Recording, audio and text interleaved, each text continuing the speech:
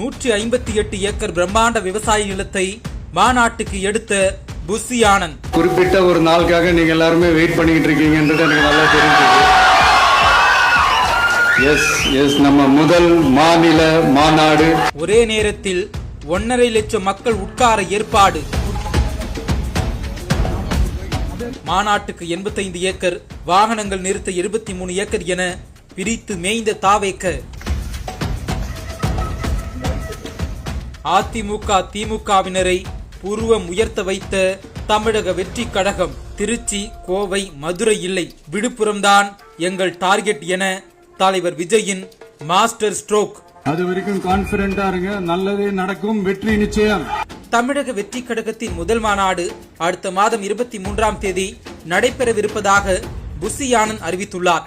சென்னை, கோவை, மதுரை போன்ற மிக முக்கிய நகரங்களில் நடக்கும் என்ற எதிர்பார்ப்பை உடைத்து விழுப்புரத்தில் மாநாட்டை வைத்துள்ளனர். விழுப்புரம் மாவட்டம் விக்கிரவாண்டியை அடுத்த வீசாலை கிராமத்தில் மாநாடு நடத்த 85 ஏக்கர் நிலத்தை வாடகைக்கு வாங்கியுள்ளனர். முறையான அனுமதிக்காக விழுப்புரம் மாவட்டம் காவல் கண்காணிப்பாளரிடம் பாதுகாப்பு கேட்டு கடிதம் ஒன்றையும் கொடுத்துள்ளனர்.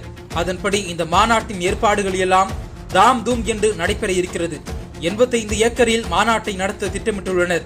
இந்த மாநாட்டில் தமிழ்நாடு முழுவதும் எத்தனை வாகனங்கள் வந்தாலும் அதை நிறுத்துவதற்கு முறையான ஏற்பாடுகளை செய்துள்ளனர்.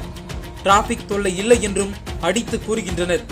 விழுப்புரத்தில் இருந்து சென்னை செல்லும் பாதையின் இடதுபுறத்தில் தென் மாவட்ட மக்கள் வாகனங்களை நிறுத்த 28 ஏக்கர் நிலத்தை வாடகைக்கு வாங்கியுள்ளனர். அதே போல அந்த சாலையின் வலதுபுறத்திலும் 40 ஏக்கர் நிலத்தை வாடகைக்கு வாங்கி வட மாவட்ட மக்கள் வாகனங்களை நிறுத்த திட்டமிட்டுள்ளனர். இது போக 5 ஏக்கரில் 2 வீலர் நிறுத்தவும் தயாராக உள்ளது. ஆக மொத்தம் 158 ஏக்கர் நிலத்தை தாவேக மாநாட்டிற்காக வாடகைக்கு எடுத்து பிரம்மாண்டத்தை காட்டியுள்ளனர். தமிழக வெற்றி கழகத்தின் முதல் மாநாட்டை காண வரும் மக்கள் கூட்ட நெரிசலில் சிக்கி தவிக்க வாய்ப்பில்லை.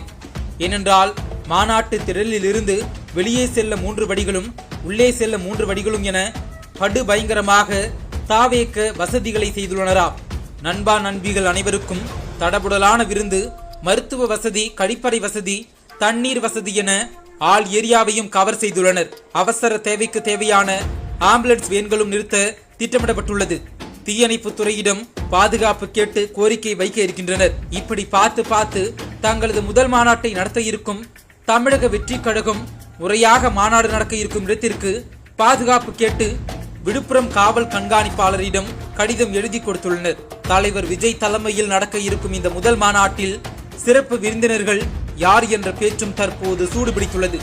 விஜயுடன் இணைய போகும் பிரபலங்கள் யார் யார் என்ற காரசாரமான விவாதமும் போய்கொண்டிருக்கிறது. முதல் மாநாடு எப்படி இருக்க போகிறது? உங்கள் கருத்துக்களை பதிவிடுங்கள்.